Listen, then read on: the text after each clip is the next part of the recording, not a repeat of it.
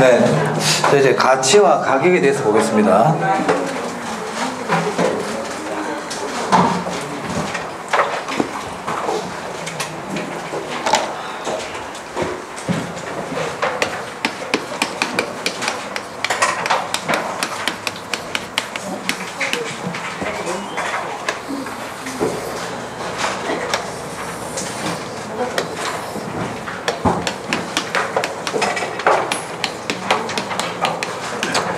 네, 이 가치와 가격에서 먼저 가치의 뜻을 보면요. 가치란 장래에 발생할 이익의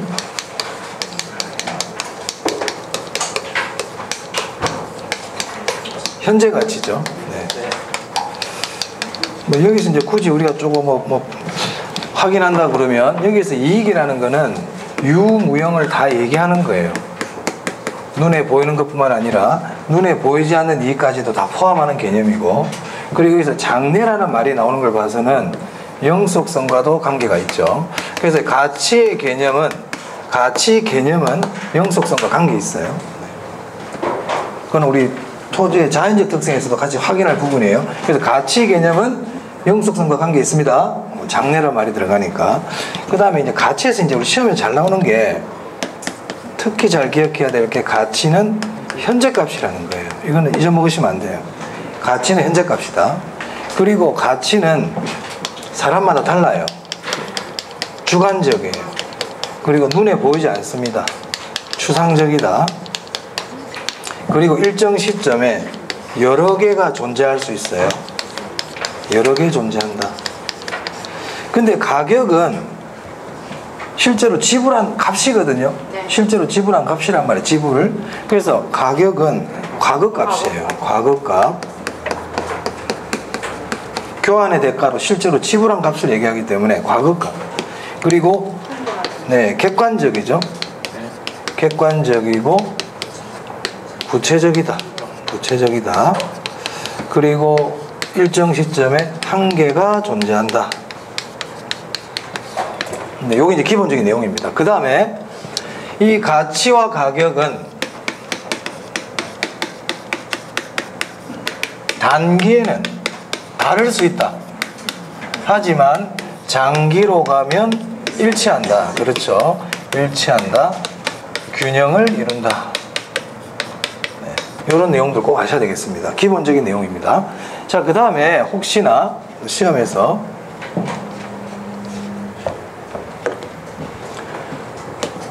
자, 가치가 올라갈 때 가격이 올라갈까요? 가격이 올라가야 가치가 올라갈까요? 그렇죠. 그래서 가치가 상승하면 가격이 상승한다. 이렇게 얘기해야지. 가격이 상승하면 가치가 상승한다. 그렇게 얘기하면 안 됩니다. 이 말을 바꾸면 안 된다는 거예요. 바뀌면 안 돼. 그래서 이걸 이렇게 표현해요. 가격의 기초는 가치다. 이렇게도 표현할 수 있는 거예요. 가치가 올라야 가격이 오르는 거기 때문에 가격의 기초에는 뭐가 있다? 가치가 있다. 이런 질문들은 참 나오면 어렵죠. 말이 어렵습니다. 네. 이런 것들을 좀 조심하시면 되겠다. 자, 문제 한번 볼까요? 자, 8번입니다. 283페이지 8번. 가치와 가격에 관한 설명이 옳지 않은 것은 일정 시점에 부동산 가격은 하나밖에 없지만 가치는 여러 개일 수가 있다. 맞죠? 부동산 가격은 장기적 고려하에 형성된다. 당연히 맞습니다. 네, 영속성과도 관계 있고 비가역성하고도 관계 있어요. 자, 3번요. 부동산 가격과 가치 간에는 오차가 있을 수 있으며 이것 때문에 우리가 감정평가의 필요성이 있는 거예요. 맞는 말이고요. 부동산 가격은 시장 경제에서 자원 배분의 기능을 수행한다. 맞습니다. 당연한 얘기고. 자, 5번 볼게요. 부동산 가치는 부동산 소유에서 비롯되는 현재의 편익을 미래 가치로 환원한 값이다. 틀렸죠. 네, 그래서 가치에서는 이걸 잘못 보는 거예요. 그러니까 가치는 현재 값이다. 이걸 기억한 사람은 당연히 X 하겠죠. 이건 미래 값이라는 뜻이잖아요. 그죠? X예요. 네, 조심해야 돼요. 자, 그 다음에 9번은 이제 보시면 되고요. 10번 한번 볼까요? 옳은 거 찾기입니다. 가치와 가격에서 옳은 거. 1번. 가치는 장래에 기대되는 편익을 예상한 미래의 값으로. 틀렸죠? 틀렸어요. 가치는 미래 이익을 현재로 구한 겁니다. 거꾸로 적어놨잖아요. 근데 뒤에 말은 일단 맞아. 예측의 원칙과 관계는 있어요. 가치는 예측의 원칙하고는 관계가 있지. 틀렸고, 대상 물건에 대한 감정평가액은 투자 가치를 기준으로 한다. 시장 가치로 한다고 그랬잖아. 그렇죠. 이게 뜬금없이 뭐야 그러면 안 돼. 이걸 딱 시장 가치인데 이게 딱 나와야 돼요. 이런 순간. 3번, 가치가 상승하면 가격도 상승하고. 제가 조금 전에 얘기했잖아요. 가치가 하락하면 가격도 하락하다. 맞네. 그렇지. 이런 질문을 다 기억해놔야 돼. 이런 게 나오면 뭐지? 이래 된단 말이에요. 뜬금없이 딱 이렇게 나와버리면 이게 머릿속에 딱 떠올라줘야 돼요. 4번, 가치의 기초에는 가격이 존재하므로. 틀리게 적어놨잖아요. 그죠? 거꾸로 적어놨잖아요. 어떻게 바꿔야 됩니까? 그렇지. 이렇게 나 어렵다니까. 이런 말 나오면. 단계는 가치와 가격이 괴리되나 장기에는 가치가 가격으로 조정돼 일치된다. 아니야. 뒤에 말은 괜찮아. 원래 가치와 가격은 괴리되는데 가치가 나중에 가격으로 반영되는 거예요. 아시겠습니까? 그래서 가격의 기초에는 가치가 있다 얘기하는 거야. 뒤에 거는 맞는데 앞에 게 이상한 거예요. 자, 그 다음 5번요. 시장 가치는 대상 부동산이 시장에서 매도되었을 때 형성될 수 있는 사용 가치와 유사한 개념이다. 5번 별표입니다. 자, 이런 질문이 나오면요. 틀렸어요. 틀렸는데 원래는 이제 사용 가치와 유사한 게 아니고 교환 가치와 사용 시장 가치하고는 교환 가치가 유사하거든요. 근데 이게 잘 안 떠올라요. 시험장 가면. 그럼 이제 만약에 이제 궁한 방법인데, 시장 가치는 객관적 가치입니까? 주관적 가치입니까? 객관적 가치거든요. 시장 가치는. 이건 기억해야 돼요. 시장 가치는 객관적 가치예요. 시장 가치는 객관적 가치란 말이야. 근데 뒤에 사용 가치 있죠. 사용 가치는 주관적 가치일까? 객관적 가치일까? 사람마다 달라. 집에 있는 청소기에 해볼게. 그럼 청소기를 사용했을 때 5명의 주부님들이 청소기를 사용해 봤어. 사용 가치가 같을까 다를까? 사람마다 느끼는 가치가 달라요. 그래서 사용 가치는 주관적 가치예요. 그럼 앞에 시장 가치는 객관적 가치인데 사용 가치는 주관적 가치니까 둘이 관련이 있다 그러면 되겠어요? 다르지. 이게 궁여지책으로 찾는 방법. 궁여지책으로. 그럼 제일 좋은 방법은 시장 가치와 교환 가치는 유사하다. 이렇게 기억해 두는 게 좋아요. 안 그러면 우리 시장에서 교환하잖아요. 교환은 어디서 해?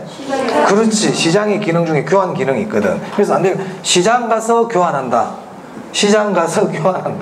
그래서 시장 가치도 객관적 가치고요. 교환 가치도 객관적 가치예요.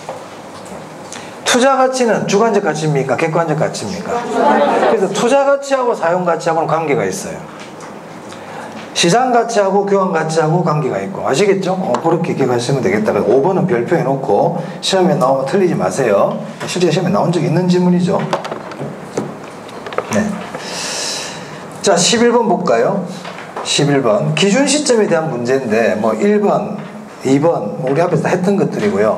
3번도 마찬가지고 4번 한번 볼까요? 자, 3번 한번 볼까? 기준 시점이 미리 정하여진 때는 가격 조사가 불가능한 경우에도 그 일자를 기준 시점으로 정할 수 있다?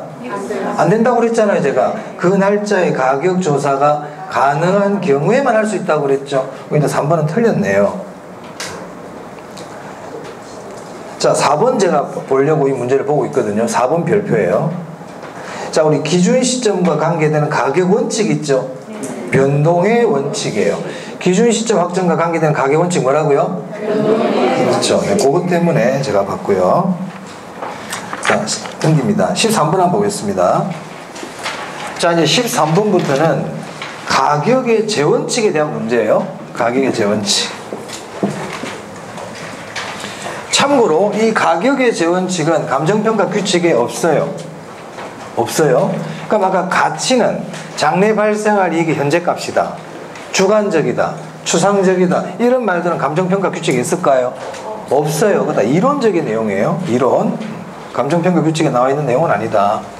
학자들이 얘기하는 내용이고, 그럼 지금부터 공부할 가격 재원칙도 감정평가 규칙에는 없다.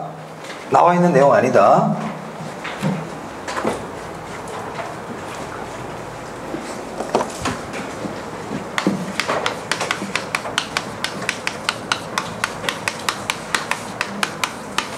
자, 가격 재원칙에서는요, 먼저 최유효 이용 원칙이 있어요.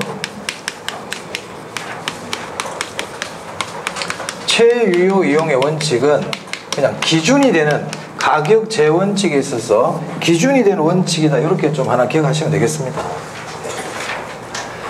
그리고 가격 재원칙에서 우리가 또 알아야 될 내용이 변동의 원칙이에요. 변동의 원칙. 이 최유효 이용의 원칙에 토대가 되는, 기초가 되는 원칙이 두 개가 있거든. 변동의 원칙하고 예측의 원칙이 있단 말이에요. 근데 얘는 크게 뭐 신경 안 쓰셔도 되는데 얘는 좀 볼 필요가 있다. 변동의 원칙. 변동의 원칙이 뭐예요? 시간이 경과하면 부동산의 가치는 변한다. 그래서 변동의 원칙에서는 이 변동의 원칙 때문에 적용되는 것들이 몇 개 있어요. 그거 기억해야 돼. 첫 번째가 조금 전에 봤던 거, 기준 시점. 기준 시점을 확정해야 되는 근거가 돼요. 두 번째, 우리 거래 사례 비교법이나 이런 데 가면 시점 수정하거든요. 시점 수정의 근거가 되는 것도 변동의 원칙이에요. 시간이 가면 가치가 변하기 때문에 시점 수정을 해줘야 돼. 세 번째, 감가 중에서는 물리적 감가와 관계가 있다. 이런 것들 기억하시면 되겠습니다. 자, 그 다음에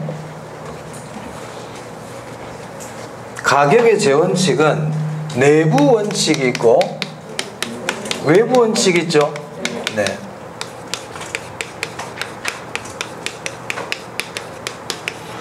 뭐 내부 원칙에는 뭐 기여의 원칙, 균형의 원칙, 수익 최정 체감의 원칙, 수익 배분의 원칙 이런 것들이 있어요.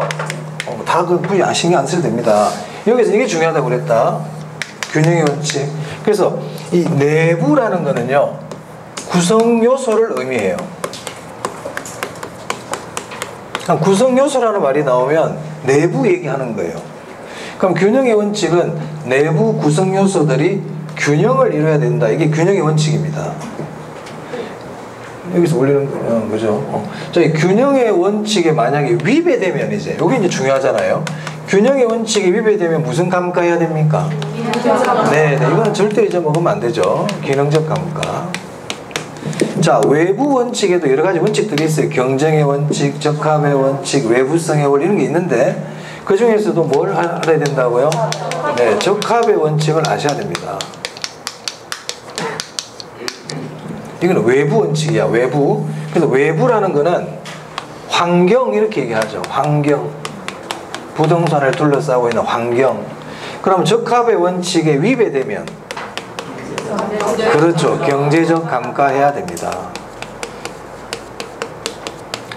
그래서 가격의 재원칙에서는 이 두 개가 일단 제일 중요하다. 그리고 그 다음에 이제 변동의 원칙. 자, 그 외에 대체의 원칙이라고 있어요. 대체의 원칙은 뭐냐면 부동산의 가격이 이거 비슷한 다른 부동산 가격에 영향을 받아서 결정된다는 게 대체의 원칙이에요. 부동산의 가격이 유사한 부동산 가격에 영향을 받아서 결정된다. 이게 대체의 원칙이거든요. 그래서 이 대체의 원칙은 비교 방식, 즉 거래 사례 비교법의 토대가 된다. 거래 사례 비교법과 아주 밀접하다. 이 정도만 기억을 해주시면 좋겠다. 그리고 나머지 문제 풀면서 제가 체크해 드릴 거예요. 나머지 중요한 것들은. 네. 자, 이 정도 알고 문제 한번 보겠습니다. 자, 13번인데요. 감정평가사 28회 때 나왔던 문제네요. 옳지 않은 것 찾기. 기여의 원칙이란 사실은 우리 이제 실제 기출문제 아닙니까? 감정평가사 기출문제잖아요. 제가 이제 이런 문제가 나오면 사실 기본적으로 지문이 길죠? 지문이 길죠? 네. 그러면 제가 제일 중요한 게 뭐라고 그랬어요?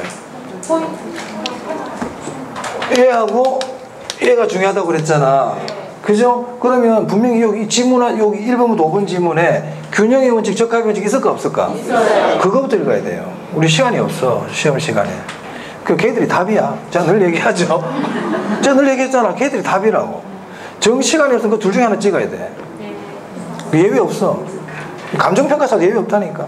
감정평가사 기출 문제잖아요. 그럼 지금 4번이 적합의 원칙이 나오고 하나 균형의 원칙 안 보이고 4번이 적합 원칙 한 개 있네. 시간 없으면 얘 체크해야 되는 거야. 맞죠? 너도 처음 보는데 이 문제지. 맞잖아. 그래. 그 예외 없다고. 거의 예외 없어. 아시겠습니까? 그럼 4번 한번 읽어볼게요. 그러면 4번 먼저 읽어보는 거야. 적합의 원칙이란 부동산의 유용성이 최고로 발휘되기 위해서 부동산 구성 요소의 결합에 균형이 있어야 한다는 말한다. 자, 그러면 여기서 결합, 균형 이것 때문에 오라는 게 X가 아니에요. 원래는 어떤 글자 때문에? 구성 요소. 그렇지. 구성 요소가 내부란 뜻이야. 물론 적합의 원칙이니까 균형이란 말도 안 어울리지 원래는. 그죠? 하지만 그것 때문에 구성 요소라는 걸 봐야 돼. 아, 내부구나 이게 지금. 내부가 균형을 이뤄야 된다는 뜻이구나. 이것 때문에 틀린 거예요. 그래서 여기 노란색으로 적은 거야. 구성 요소가 일단 내부야. 그 글자를 딱 찾아내야 돼. 아, 구성 요소는 내부인데 내부가 균형을 이뤄야 된다고? 이건 균형의 원칙이잖아. 균형의 원칙을 얘기하는 거예요. 다음 몇 번입니까? 4번. 나머지는 읽어보세요. 안 읽어도 돼요. 자, 그 다음 14번 한번 볼게요. 자, 이제 적합, 옳게 연결된 겁니다. 적합의 원칙. 외부와 관계 있다고 그랬잖아요. 복도의 천정 높이를 과대 계량한. 내부 얘기하고 있어, 외부 얘기하고 있어요. X예요. 그래서 안 읽어도 되죠. 옳은 거 찾아야 되니까 우리는 지금. 자, 균형의 원칙입니다. 균형의 원칙 일단 내부 구성 요소 간의 균형을 이뤄야 되잖아요. 판매 시설 입점 부지 선택을 위해 후보 지역 분석. 지역이라는 말이 나오죠. 외부잖아요. X죠. X. 이거를 읽고 머릿속에 판단하는 게 아니고 글자가 이상한 거야. 글자가. 자, 3번. 수요 공급의 원칙은 뭐냐면 우리 수요 공급에 의해서 가격이 결정되죠. 이 결정된 가격은 다시 수요 공급에 영향을 준다는 게 수요 공급의 원칙이에요. 보통 가격이 이중성과 관계 있어요. 자, 일단 이제 이걸 먼저 보면 도심 지역의 공업 용지가 동일한 효용을 가지고 있는 외곽 지역의 공업 용지보다 시장 가치가 더 높아진다. 자, 요 별표 하나 해볼게요. 예전에 한번 시험에 나왔어요. 자, 일단 이 문제는 부동산이 한 개 나와요, 두 개 나와요. 도심 지역의 공업 용지 나오고 외곽 용지 두 개 나오지. 부동산이 두 개 나오잖아. 부동산이 두 개 나오면 대체의 원칙 아니면 기회비용이에요. 대체의 원칙 아니면 기회비용이다. 그래서 이거는 기회비용의 원칙을 얘기합니다. 그냥 그렇게 알아놔. 그때 지문 그대로 다 알아놔 그냥. 4번. 수익 최종 체감의 원칙은 뭐냐면 우리가 건물을 올리면 일정 수준까지는 점점 단위당 수익이 늘어나. 그런데 그 시점을 지나면 그때부터는 수익이 점점 줄어든다는 거예요. 이게 수익 최종 체감이에요. 토지자녀법의 근거는 수익 배분의 원칙이에요. 뭐 알아두시면 좋고요. 굳이 나는 죽어도 안 이루어지겠다 신경 쓰지 마세요. 요거 이 세 개 말고 가면 돼요. 최근에도 잘 안 내. 최근에는 규칙 위주로 많이, 규칙 중심으로 실무 중심으로 많이 내다 보니까 출제가 잘 안 되고 있어요. 근데 그게 워낙 중요한 부분이기 때문에 무시하면 안 되거든요. 요 두 개 정도, 요거까지는 보고 하시면 되겠다. 네. 그럼 5번 한번 볼까요? 옳은 거 찾기잖아요. 균형의 원칙. 내부 구성 요소 간의 결합이 적합해요. 자, 적합이란 글자가 나왔다고 적합인지 그러면 안 된단 말이야, 이게. 아시겠습니까? 그래, 제가 말씀드렸잖아요. 그거 가지고 판단하는 게 아니라고요. 내부 구성 요소 간 이렇게 돼 있잖아.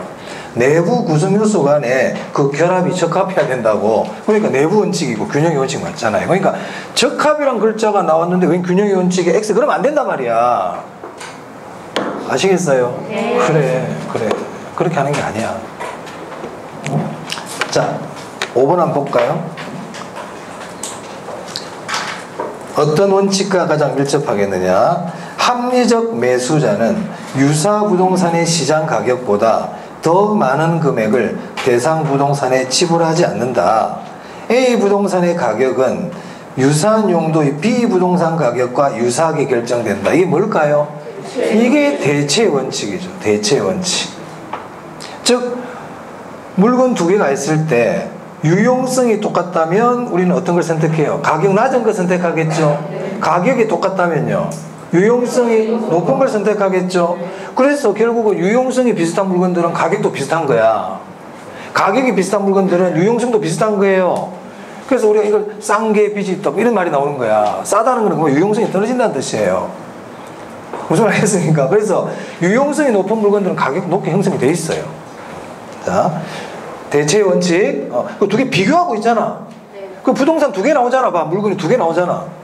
그래서 비교 방식과 관계 있죠. 자, 니은 보세요.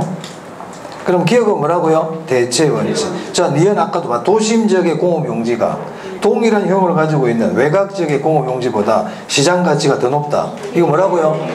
그럼 이게 나왔으니까 이제 한번 설명하는데, 기회비용이 뭐예요? 기회비용. 기회비용은 한마디로 포기한 거를 얘기해요. 포기한 게 기회비용이야. 여러분이 공인중개사를 공부하기 위해서 뭔가 포기한 게 있죠? 포기한 거 많아.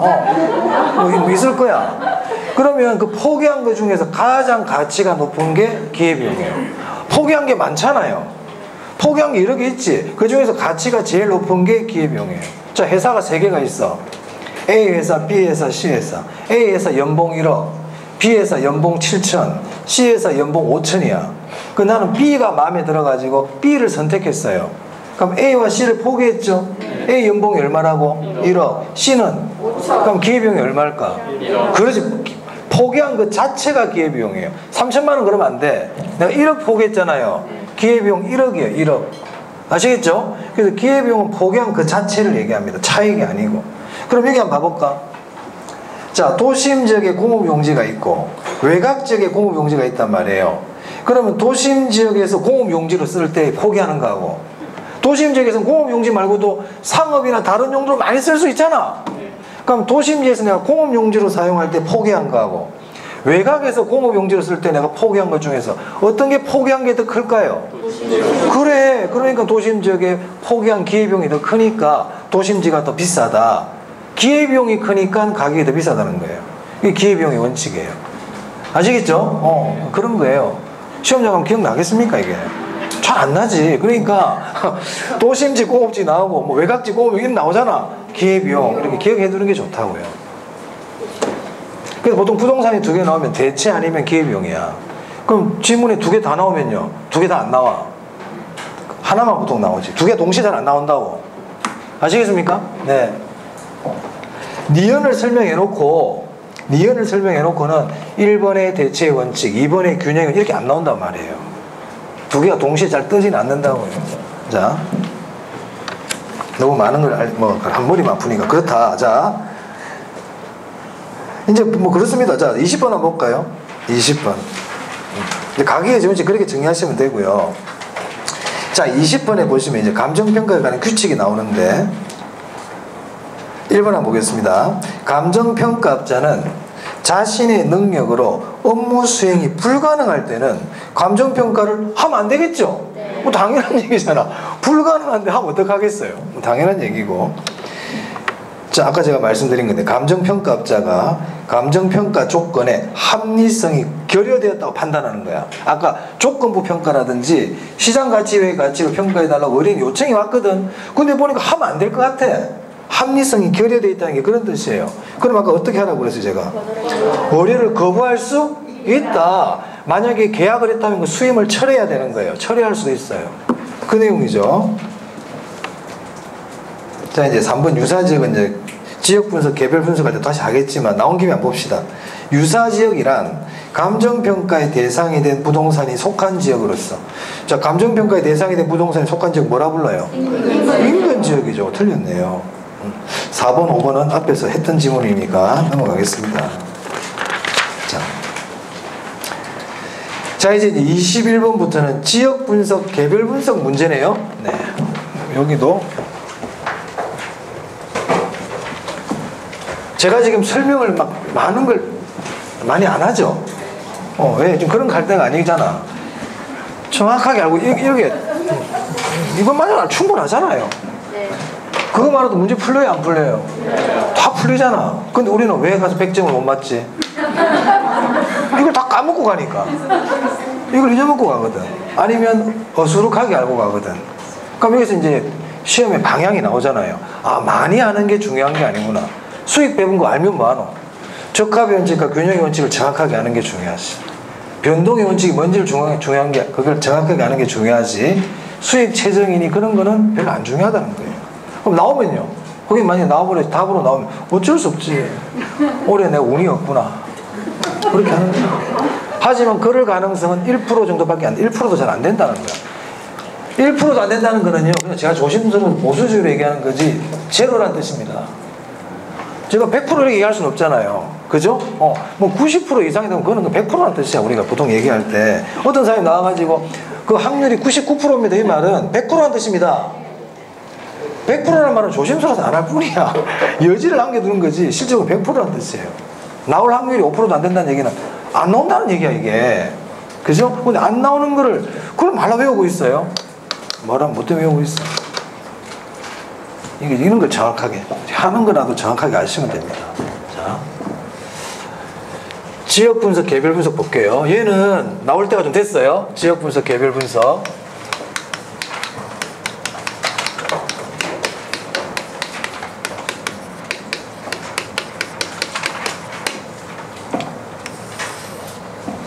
자, 지역 분석은 지역의, 그 대상 부동산에 있는 지역의 표준적 이용을 판정하는 거죠. 해당 지역의 표준적 이용을 판정하는 거예요. 그럼 개별 분석은요, 그 대상 물건의 최유효 이용을 판정해 주는 거죠.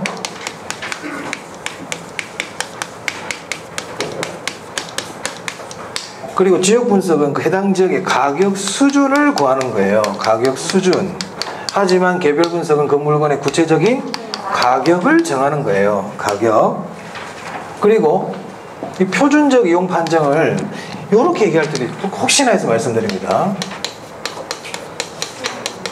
최유효 이용의 판정 그래버리면 얘인데요. 최유효 이용의 방향을 제시한다. 기준을 제시한다. 이런 말이 나오면 이거는 지역 분석이에요. 지역 분석을 먼저 합니까? 개별 분석을 먼저 합니까? 그렇죠. 그래서 이 지역 분석은 그 부동산을 둘러싸고 있는 외부를 분석하는 거고요. 개별 분석은요, 부동산 안에 들어가 보는 거죠. 그래서 지역 분석 쪽에서 나오는, 여기 쪽에 나와야 될 애들은 전부 외부 얘기가 나와야 돼. 외부 얘기. 그럼 무슨 말이냐? 균형의 원칙과 관계 있을까? 적합의 원칙과 관계 있을까? 그렇죠. 적합의 원칙과 관계 있죠. 기능적 감가와 관계 있을까요? 경제적 감가와 관계 있을까요? 그렇죠. 경제적 감가죠. 그럼 여기는 내부 얘기해야 되는 거예요. 내부 얘기. 그럼 무슨 원칙? 균형의 원칙. 무슨 감가? 그렇죠, 그렇죠. 이런 얘기 해야 되죠. 이쪽 얘기하면 안 된단 말이에요, 지금. 그죠? 그리고 우리가 왜 지역 분석을 해야 될까? 부동산은 못 움직이니까. 돌아다니지를 못해. 그 지역에 항상 있거든. 그래서 얘는 지역 분석을 필요한 이유가 부동성과 관계 있어요. 부동성. 그죠? 인접성도 될 수 있어요. 부동성과 인접성은 좀 비슷하니까. 개별 분석 안에 들어가 봐야 된다는 얘기거든. 왜? 다 다르니까 들어가 봐야지. 다 다르니까. 개별성. 이런 내용이죠. 지역 분석이 넓은 범위, 넓은 분석이에요. 개별 분석이 넓은 분석이에요. 전체적, 거시적, 광역적, 미시적, 부분적, 구체적, 뭐 그런 거잖아. 됐어요? 이거 알면 다 푼다. 다 푼다. 그래, 한두 개만 풀어봅시다. 자, 그 다음 이거 나온 김에 또 볼게요. 문제를 많이 푸는 게 중요한 게 아니라니까. 문제를 많이 푸는 게 중요한 게 아니야, 지금은. 1차 과목은 문제 많이 푸는 게 중요한 게 아니야. 지금 있잖아, 기초적인 개념 있죠. 이걸 쭉 정리하는 게 더 중요합니다. 그리고 나서 그게 관계되는 문제, 대표적인 거 착 풀고 이렇게 하는 게 좋아요. 자, 지역 분석, 개별 분석에서 용어가 나오거든요. 인근 지역, 유사지역 동일 수거권.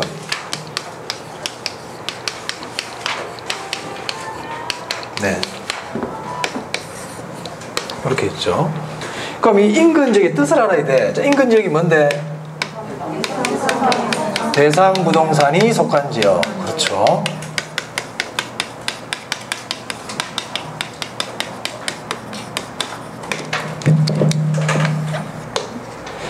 이것만 알아서 되는 게 아니라 한 개를 더 알아야 돼. 뭐 있어야 된다, 그치? 그렇지. 지역 요인을 공유해요. 자, 이 대상 부동산이야. 대상 부동산. 그럼 이 대상 부동산이 속해 있는 이 지역을 뭐라 부른다고요? 인근 지역. 인근 지역. 그러면 인근 지역 내에는 이 부동산 말고도 다른 부동산들도 있을 거 아니에요? 맞아요? 그럼 이 부동산들끼리는 지역 요인을 공유한단 말이야. 그 말은 얘하고 얘하고 지역 요인이 같다 이 뜻이에요. 그래서 우리 나중에 거래 사례 비교법 할 때 사례 부동산을 인근 지역에서 찾으면 지역 요인이 같으니까 비교할 필요가 없겠죠. 네, 그렇습니다. 개별 요인 그러면 안 된다. 지역 요인. 실제 시험에 나왔죠. 지역 요인을 공유하는. 유사 지역은 뭔데? 유사하대. 인근 지역과 지역적 특성이 유사하대. 그리고 끝. 자, 동일 수거권. 대상 부동산과 가치 형성 요인이 비슷하거나 뭐 상호 경쟁 막 나와. 신경 쓰지 말고. 동일 수거권 인근 유사 지역을 어떻게 포함한다. 요거를 확인하면 됩니다. 인근 유사 지역을 포함한다. 앞에 그 말 가지고 틀리게 하지 않는다. 인근 유사 지역 제외 이렇게 나올 수가 있으니까 그거 확인하시면 되겠어요. 자, 그 다음 24번에 보시면 5번인데요. 거기 보면 인근 지역의 수명 주기가 나와요. 인근 지역의 수명 주기인데 지금 제가 지역 분석, 개별 분석 여러분이 아셔야 될 내용들을 지금 정리하고 있는 거예요. 중요한 내용. 인근 지역의 수명 주기가 있어요.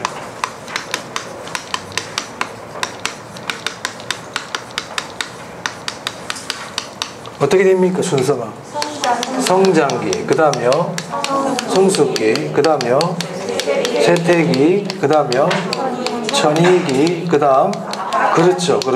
네, 좋아요. 이렇게 된단 말이에요. 자, 성장기 집가 상승률이 최고예요.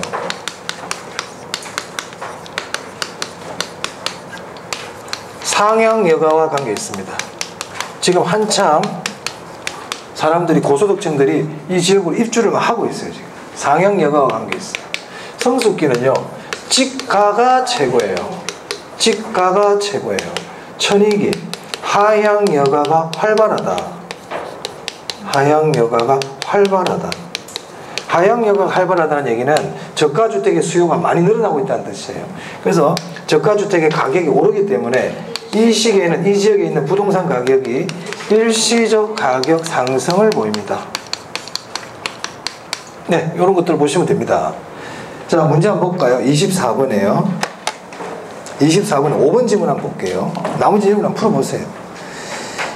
인근 지역의 생애 주기를 성장기, 성숙기, 쇠퇴기, 천이기, 약하기 등으로 구분할 때 가격 수준은 성장기의 최고에 이른다. 그래서 가격 수준 언제 최고라고요? 성숙기입니다. 성숙기. 자, 24번에 3번 한번 볼까요? 지역 분석 3번 별표예요. 지역 분석은 대상 부동 제가 아까 말씀드린 게 지문으로 나왔네요. 체유 이용 판정 방향과 기준을 설정한다. 오케이, 맞아요. 조심. 방향, 기준. 지역 분석이요. 방향, 기준. 자, 됐어요. 자, 이제 25번도 한번 봅시다. 25번. 옳은 거 찾기. 인근 지역의 생애 주기 현상에 대한 설명이다. 옳은 거. 1번. 성장기에는 집가 상승이 비교적 활발하고 건물이 재개발되는 등 지역의 형태가 변모하는 모습을 보인다. 맞습니다. 이 성장기. 자, 2번. 성숙기에는 부동산의 가격은 안정되거나 가벼운 상승 현상을 보인다. 오케이, 맞아요. 상향 여가 현상이 활발해진다? 아니야. 상향 여가 활발은 성장기. 쇠퇴기는 건축물의 경우에 경제적 내용 연수가 만료되는 시기로 하향여가나 재개발 등이 가장 활발하게 이루어지는 시기다. 아니야. 하향여가 재개발이 하향여가 활발은 언제라 그랬어요? 천익이죠. 천익이.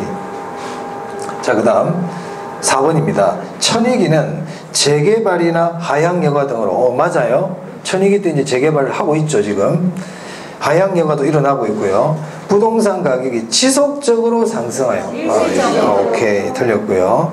인근 지역 생애 주기 중 가격 상승률과 가격 수준은 성숙기의 최고다. 가격 상승률은 성장기, 가격 수준은 성숙기 이렇게 됩니다. 자, 이제 3방식 보겠습니다. 우리가 잘 아는 3방식. 자, 요까지 이제 3방식 앞에까지 있잖아요. 한 2문제, 3문제 정도 나올 수 있단 말이에요. 2-3문제. 네. 그럼 어디서 한번 넣어요? 아까 감정평가 규칙 제가 말씀 많이 드렸죠. 그거 위주로 쭉 이렇게 정리하시고, 가치, 가격, 지역 분석, 개별 분석, 가격의 재원칙에서는 적합, 균형, 변동, 요 정도 확인하시면 되겠어요. 자, 이제 3방식 볼게요. 3방식은 계산 문제가 많이 나와. 뭐가 많이 나온다고? 계산 문제가 나온다고 하면 돼. 3방식. 그래서 사실 계산 문제 중심으로 공부를 해야 돼요. 3방식에서는 그 외에는 물어볼 게 없어. 왜냐하면 감정평가 3방식이라는 게 물건의 가액과 임대료를 구하는 것들인데 그 가액 구해보세요. 임대료 구해보세요 말고 뭘 물어보겠어요. 그렇잖아요. 그죠? 그러니까 계산 문제를 안 물어볼 수가 없죠. 원래는. 네. 자, 1번 한번 볼까요? 1번 보는데 우리 감정평가에는 3가지 방식이 있다 안 그랬습니까? 3가지 방식이 있어요. 3방식.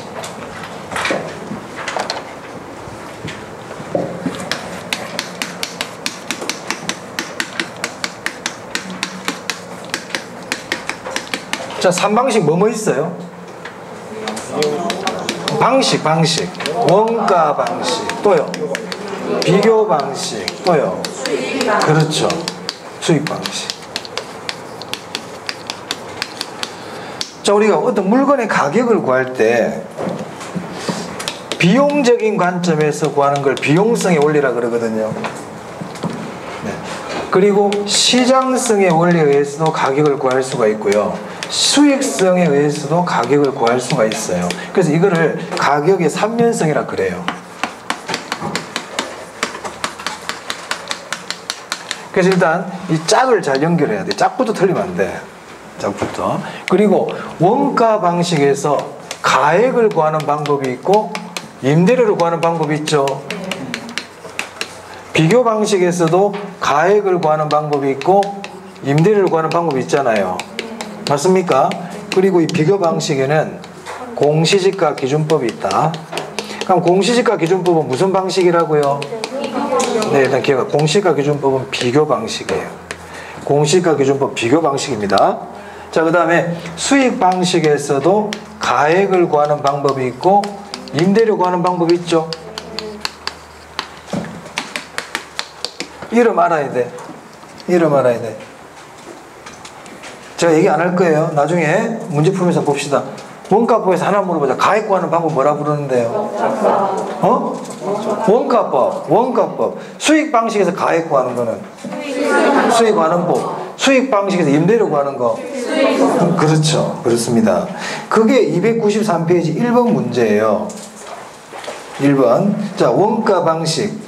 원가법 및 적산법. 원가법은 가액 구하는 거고 적산법은 뭐예요? 임대료 구하는 거죠. 기억에 뭐가 들어가겠어요? 비용성. 그렇죠. 자, 비교 방식이에요. 거래사례 비교법, 임대사례 비교법 등 무슨 방식에 의해 무슨 성, 시장성, 원리에 기초한 감정평가 방식 및 또 뭐가 더 있다고? 그래, 공시가 기준법. 공시가 기준법. 이 감정평가 규칙을 그대로 적어 놓은 겁니다. 그럼 리얼에는 뭐가 들어가겠어요? 그렇죠. 수익 방식이 들어가겠죠. 할 수 있겠죠?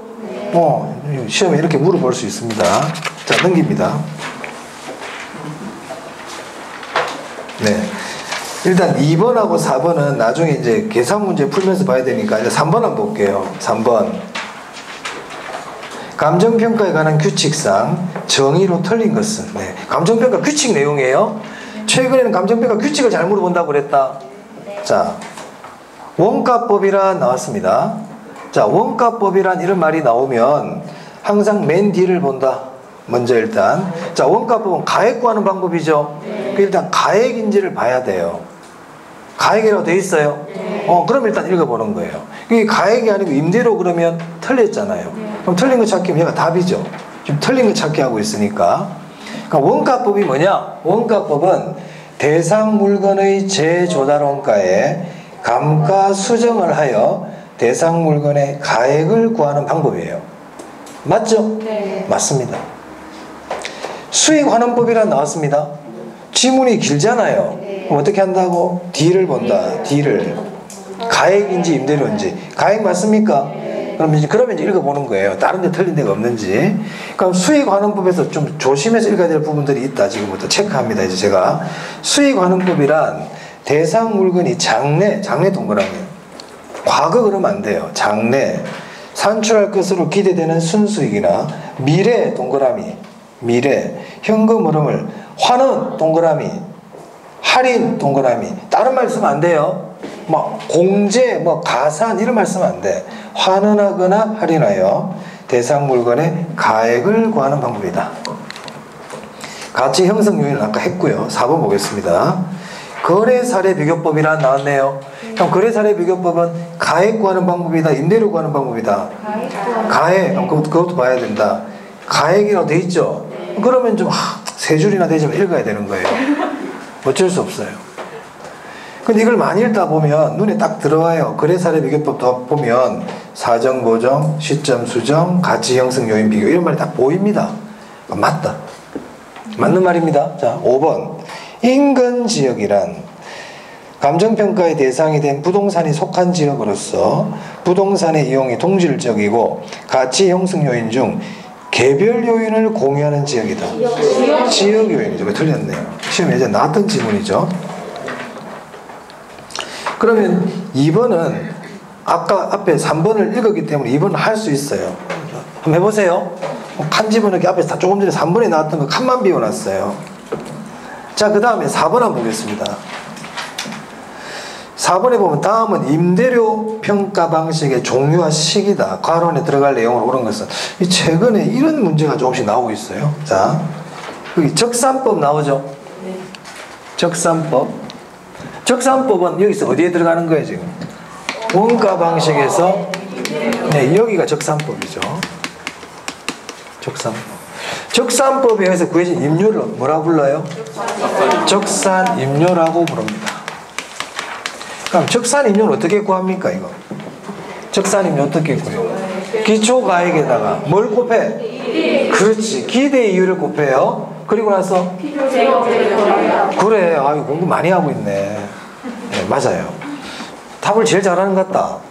그래도 우리 여기 계림법학생들이 답을 제일 잘하는 것 같아. 공부를 많이 하시는 것 같아요. 좋아요. 자, 기초가액에다가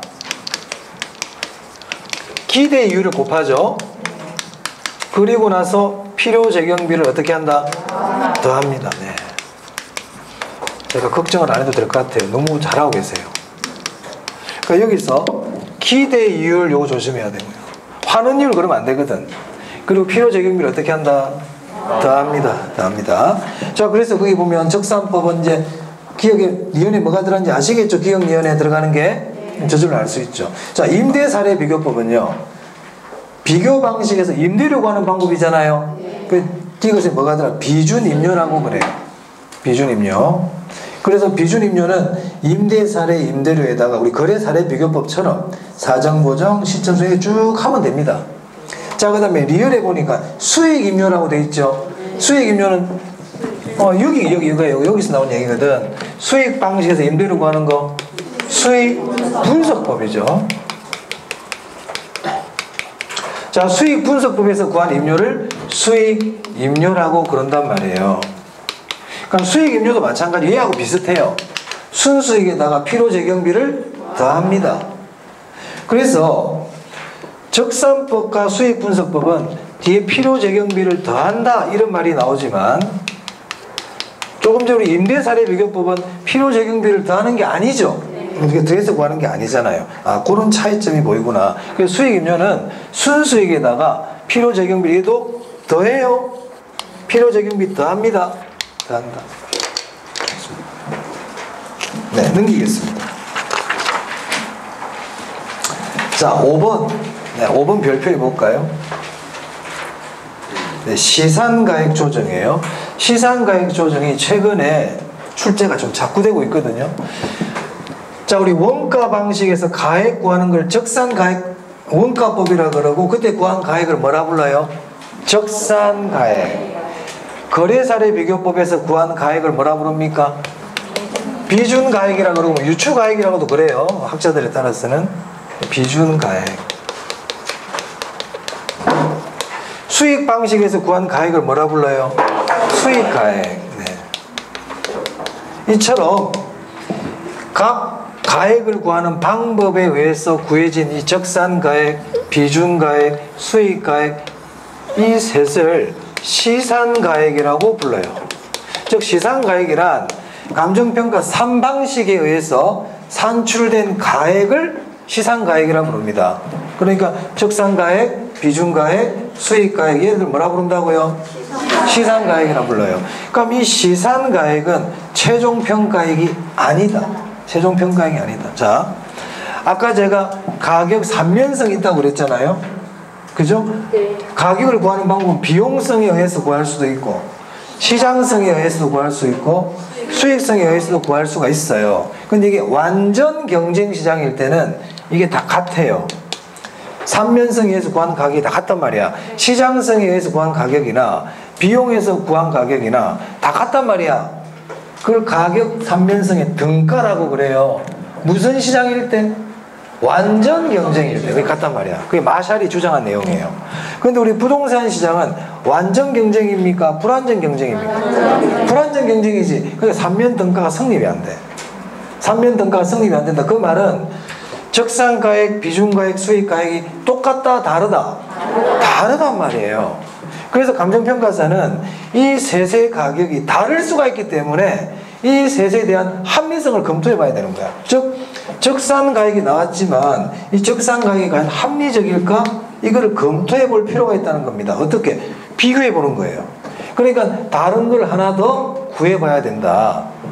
그래서 적산가액이 최종평가액이 아니라는 거예요. 딴 거에 남아있어 할 일이. 비준가액도 최종평가액이 아니라는 거예요. 수익가액도 최종평가액이 아니에요. 최종평가액으로 가기 위해서 거쳐야 될 단계가 있다는 거예요. 단계가. 그게 뭐냐면 시산가액의 조정이에요. 오케이? 그 시산가액을 조정하는 이유가 아까도 말씀드린 것처럼 부동산 시장은 불안정 경쟁 시장이기 때문에 3면 등가가 성립하지 않는다. 그래서 각각의 가격이 다 다를 수 있기 때문에 이 가격들이 합리적인지 다른 방법하고 비교를 해서 검토를 해봐야 된다. 이게 시산가액 조정하는 이유입니다. 그죠? 그럼 이제 우리 시험을 위해서는 이 시산가액은 최종평가액이다, 최종평가액이 아니다? 아니다. 조정을 해야 된다. 조정할 때 산술평균하면 안 된다는 거예요. 그게 이제 우리 시험을 위해서 알아야 될 내용이에요. 한번 볼까요? 그러면 감정평가 규칙에 뭐라고 되어 있는지? 평가 대상 물건별로 정한 감정평가 방법을 적용하여. 평가 대상 물건별로 정한 감정평가 방법이 뭔데? 원가법, 거래사례비교법, 수익환원법 이런 걸 얘기하잖아요. 거기에서 산정한 가액을 뭐라 부른다? 시산가액이라 부르지. 시산가액. 맞네요. 평가 대상 물건의 시산가액은 감정평가 3방식 중 다른 감정평가 방식에 속하는 하나 이상의 감정평가 방법으로 산정한 시산가액과 비교해가지고 합리성을 검토해야 된다. 그렇죠? 한 개만 가지고 결정하지 마라. 이 얘기 아닙니까? 자, 3번요. 시산가액 조정 시 공시지가 기준법과 거래사례비교법은 같은 감정평가 방식으로 본다. 이 3번 별표하세요. 2개 하세요. 2개 하세요. 자, 이게 무슨 말이냐면요.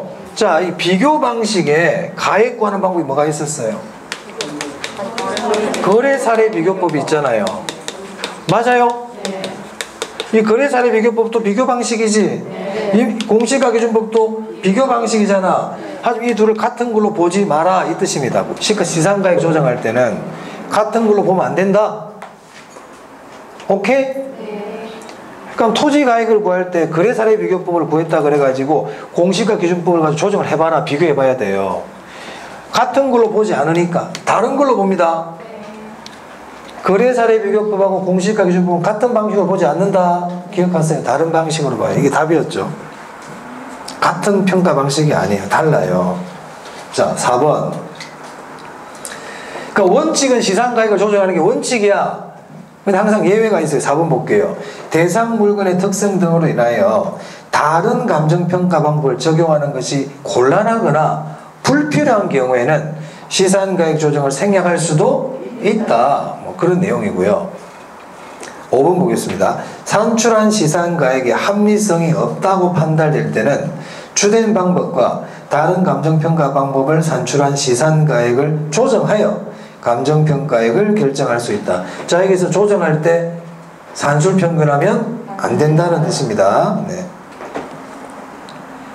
자, 6번 한번 볼까요? 옳은 거 찾기인데요.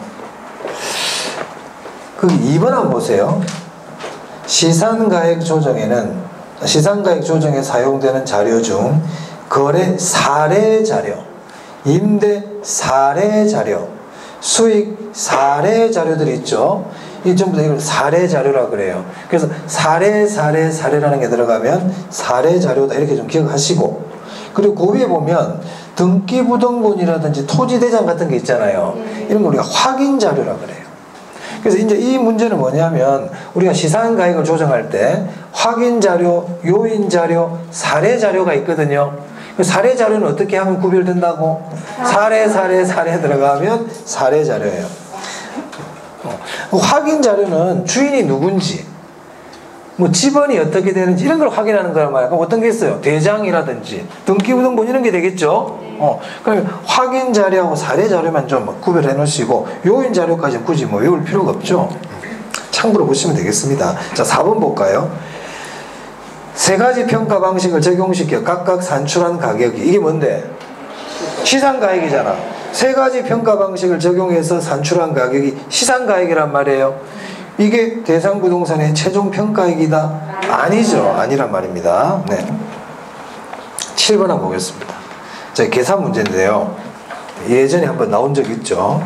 다음 자료를 활용하여 시상가액 조정을 통해 구한 감정평가액은 이렇게 되어 있네요. 자, 먼저 기업 거래 사례를 통해 구한 시상가액 1억 2천. 그럼 이거는 사례니까 비교 방식이겠다, 그죠? 비교 방식이죠. 조성 비용을 통한 시상가액, 비용이니까 원가 방식이겠죠. 임대료를 통한 시상가액, 뭐 눈치상 하나밖에 안 남았으니까 수익 방식이겠지만 임대료라는 게 내 수입이잖아요. 임대료가 수익이니까 수익 방식입니다. 그러면 이걸 조정하라 그랬으니까 이걸 단순히 더해가지고 나누기 3 하면 그건 산술평균이야. 그렇게 하지 말라는 거죠. 그 밑에 우리 가중치가 있죠. 원가 방식 30%니까 0.3을 니은에다 곱하고, 비교 방식 0.5는 어디에다 곱해야 돼? 기억에다가 곱하고, 수익 방식 0.2는 디귿에 곱하면 되겠죠. 그렇게 해서 다 더하면 되겠습니다. 그래서 1.2 곱하기 0.5 더하기 1.1 곱하기 0.3 더하기 1 곱하기 0.2 해서 하면 되겠네요. 맞아요? 네, 그렇게 하면 되겠. 계산기 두드려 보세요. 자, 그 다음 9번은 뭐냐면 우리 감정평가 규칙에서 정하고 있는 물건별 감정평가 방법이에요. 이거는 제가 뭐 설명하고 이렇게 하는 게 아니고 어떻게 돼요, 여러분들이? 외워야 돼요. 뭐 딴 거 없어요. 그러면 이제 잘 외우고 있겠지. 지금 뭐 다 외웠다 보고 한 몇 개만 제가 확인 작업만 해볼게요. 잘 외우고 있는지. 제가 몇 개만 봅시다. 여기까지만 하고 좀 쉴게요. 이제 가볍게 몸풀기부터 한번 들어가 볼게요. 쉬운 거부터. 자, 건물 원가법 씁니까? 오케이, 원가법. 몸풀기지만 시험에 굉장히 많이 나온다. 그물, 원값. 자, 그 다음에 살림 한번 볼까요? 살림. 자, 살림 나오면 얘는 산지와 인목을 구분해서 평가해야 돼요. 이게 구분평가죠. 산지와 인목을 구분해서 평가하는 게 원칙이다. 그럼 이때 산지는 토지니까 공시지가 기준법 쓰겠죠. 인목을 잘 물어보거든. 자, 그렇죠. 인목은 원칙적으로 뭘 써야 돼요? 그렇죠. 오, 잘하고 있네요. 거래사례비교법. 근데 예외적으로 소경목님일 때는요. 네, 좋습니다. 안 해도 될 것 같은데 이거 너무 잘해가지고 원가법 쓰죠. 이게 원칙이라고. 그런데 일반적으로 우리가 거래할 때 보니까 산지와 인목을 일체로 거래하는 경우가 많더라. 일체로 거래하는 경우가 많더라. 이때는 일괄평가 할 수 있죠? 일괄평가 할 수 있단 말이야. 일괄평가하는데 무슨 법을 써? 그렇죠. 오케이. 좋아요. 잘하고 있어요. 자, 임대료는 무슨 법을 씁니까? 그렇죠. 임대사례비교법 쓰죠. 임대사례비교법. 좋아요. 공장재단은 어떻게 평가해야 된대? 공장재단. 원칙. 따로따로. 개별평가야. 무슨 말이냐? 공장에 가면 건물도 있을 거고, 기계도 있을 거고, 토지도 있을 거고, 다 있을 거 아니에요. 공장재단이라는 거는 이런 것들을 한꺼번에 취급하는 게 공장재단 아닙니까? 그죠? 그럼 원칙적으로는 이것 따로, 건물 뭐 써야 돼? 원가도. 기계는? 동산이잖아. 거래사례비교법. 토지, 공시지가 기준. 이렇게 해가지고 다 더하는 게 원칙이야. 다 따로따로 구해가지고. 이게 원칙. 근데 예외적으로 이 공장재단에서 수익이 계속해서 발생될 거로 예상이 될 때는 일괄평가할 수 있다고 그랬죠. 맞아요. 이때 일괄평가 때 무슨 법 써요? 이 수익하는 법 쓴다고. 수익하는 법. 자, 그랬어요. 일괄평가라는 말이 나오면 우리 전부 다 거래사례비교법이에요. 그런데 공장재단은 수익이 계속될 것으로 예상될 때 일괄평가할 수 있거든. 그때는 무슨 법 쓴다? 수익하는 법 씁니다. 수익하는 법.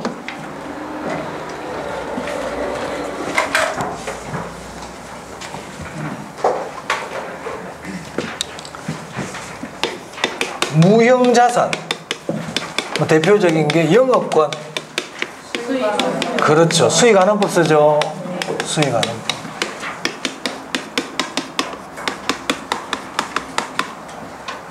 조금만 물어본다. 다 물어보고 있네 내가 지금. 과수원. 그렇죠. 거래사례비교법. 자, 이제 토지 한번 봅시다. 뭐로 씁니까? 공시지가 기준법 씁니다. 공시지가 기준법. 그럼 공시지가 기준법 쓸 때 순서가 있죠. 순서대로 해야 돼요. 공시지가 기준법은 이 순서대로 해야 돼요. 그럼 첫 번째 순서가 뭐예요? 비교 표준지를 선정한다. 이거 나중에 계산 재볼 거예요 제가. 그 다음에요. 사정 보정해 안 해? 그렇지. 사정 보정 안 한다.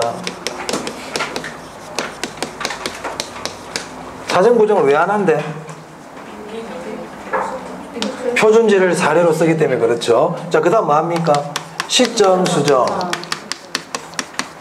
자, 시점 수정할 때 원칙적으로 먼저 뭘 써야 돼요? 지가 변동률을 써야 된다. 근데 지가 변동률을 쓰기가 여의치가 않다. 그럼 뭐 쓰라고 그랬습니까? 이제 점점 약해지고 있네. 이제 봐봐. 생산자 물가 상승률. 생산자, 소비자 그러면 안 돼요. 생산자 물가 상승률. 지가 변동률을 먼저 쓰고, 지가 변동률을 쓰는 게 여의치가 않으면 생산자 물가 상승률. 순서 바뀌면 안 돼. 자, 그 다음 시점 수정 다음에 이제 지역 요인 비교, 개별 요인 비교, 기타 요인 비교. 이렇게 하면 된단 말이죠. 제가 조금 이따 설명드릴 텐데요. 나온 김에 잠시 말씀드릴게요. 그럼 토지는 거래 사례 비교법을 쓸 수도 있나요? 네. 있어요. 어떨 때요? 적정한 실거래가를 기준으로 토지를 평가할 때는 거래 사례 비교법을 써야 됩니다. 뭐를 기준으로 할 때? 적정한 실거래가를 기준으로. 그건 제가 나중에 계산 문제 하나 풀 때 설명드릴게요. 네. 적정한 실거래가를 기준으로 토지를 평가할 때는 거래 사례 비교법을 쓸 수 있다가 아니고요. 써야 돼요. 써야 돼요. 저 나중에 또 설명드립니다. 자, 그래서 물건별 감정평가 7개 정도 했거든요. 꼭 아셔야 되고. 또 하나 더 해보자 또. 자, 선박. 뭐 씁니까? 네, 준부동산이기 때문에 시험에 잘 물어본단 말이에요. 항공기. 건설 중기계. 네, 좋아요. 자동차. 네, 자동차 거래 사례 비교법 씁니다. 네, 잘하고 계시네요. 그럼 이제 여러분들 문제 이제 쭉 푸시면 될 겁니다. 다 확인해 봤으니까 푸시면 됩니다. 자, 11번이에요. 11번. 5번 지문 볼까요? 집합 건물의 소유미. 집합 건물 줄칩니다. 집합 건물 줄치고요. 집합 건물 나오면 이거 다 안 읽어도 돼. 일괄이라는 글자 찾아야 된다. 일괄. 그리고 거래사례 비교법. 자, 일괄 평가는 공장재단 빼고는 다 거래사례 비교법이라 그랬잖아요. 그럼 집합 건물 딱 나오면 일괄 거래사례 비교법. 이게 딱 짝이야. 근데 그거 뭐라고 돼 있어? X. 네, X입니다. 그렇게 판단하시면 됩니다. 집합 건물 일괄 거래 사례 비교법. 자, 13번. 자, 3번 지문 보려고요. 3번. 제가 3번. 감정평가업자는 줄칩니다. 소음, 진동, 일조 침해. 줄쳤어요? 자, 이 말 나오면 맨 뒤를 봅니다. 원상회복비용 고려한다예요. 원상회복비용 고려한다. 그래서 감정평가가는 규칙 문제가 나왔는데 소음, 진동, 일조 침해가 딱 나오잖아요. 그럼 맨 뒤를 중간 거 안 봐도 돼요. 그 뒤를 봐가지고 원상회복비용을 어떻게 한다? 고려한다. 그래서 감정평가업자는 감정평가를 하러 갔는데 그 지역이 소음이나 진동이나 일조 침해가 심하단 말이야. 그럼 그 물건을 감정평가할 때는 원상회복비용을 고려해서 그 물건을 감정평가해라, 이 뜻입니다. 원상회복비용 고려한다. 그리고 14번 별표 2개 하시고요. 그 밑에 파란색으로 박스가 순서 나와 있죠. 이 순서 외우고 시험장 가세요. 외우자. 꼭 외우고 갑니다. 지금 외우면 다 잊어먹으니까 시험치기 한 열흘 전에 꼭 외우고 가세요. 순서 외우고 가세요. 이건 뭐 제가 설명할 게 없어요. 이건 왜냐면 감정평가 규칙 이 순서대로 하라고 정해놨기 때문에 이들을 알아야 돼. 보면서 이렇게 하나 순서를 정해놨으니까. 자, 그 다음 15번인데요. 우리 감정평가에 관한 규칙 구조에 보면 기본적 사항을 확정하라고 되어 있어요. 아까 301페이지 봐보세요. 301페이지에 감정평가에 관한 규칙 순서거든요. 이게 감정평가는 절차 1번에 보니까 뭐라고 되어 있어요? 기본적 사항을 확정하라고 되어 있잖아요. 그럼 15번 보세요. 그럼 이 기본적 사항이 뭔지를 물어보는 거예요. 그럼 그 밑에 보면 감정평가 규칙 구조 한번 봐보세요. 이거는 법의 규칙 내용이기 때문에 우리가 외울 수밖에 없어요. 이거는 크게 이해를 이렇게 하는 게 아니란 말이야. 그럼 1번 구조 1항 한번 봐보세요. 감정평가업자는 감정평가를 의뢰받았을 때 줄칩니다. 의뢰인과 협의해야 돼. 의뢰인과 협의하여 다음 각 호의 사항을 확정해야 한다. 그래서 그 1번부터 6, 8번까지가 기본적 사항이에요. 이게. 그럼 여기 조심할 게 의뢰인 들어가 안 들어가? 들어가요. 의뢰인하고 협의하라고 그랬는데 의뢰인이 누군지부터 확정해야 되는 거야. 의뢰인 들어갑니다. 좀 말은 이상하지만 의뢰인이 들어간단 말이에요. 기본적 사항에. 그래서 그 기본적 사항에 보면 우리 15번에 실지조사 여부 이런 게 없어요. 그 실지조사 여부는 기본적 사항에 들어가지 않습니다. 근데 이걸 보면 기본적 사항처럼 보여요. 보면 어린 물건 정해야 될 거고 감정평가 목적도 정해야 될 거고 기본적 사항으로 기준 시점 필요할 것 같고 감정평가 조건도 있어야 될 것 같고 자 그런데 옆에다 하나 적어봅니다. 감정평가 방법은 여기 안 들어가요. 원가법을 할 건지 그럼 감정평가 방법은 거기 없죠? 거기 없잖아. 그런 거 하나 보시면 되겠습니다. 이제 쉬었다가 이제 머리를 좀 맑게 한 상태에서 계산 문제를 한번 지금부터 집중적으로 몇 개 풀어보도록 하겠습니다. 네, 좀 쉬었다 하겠습니다.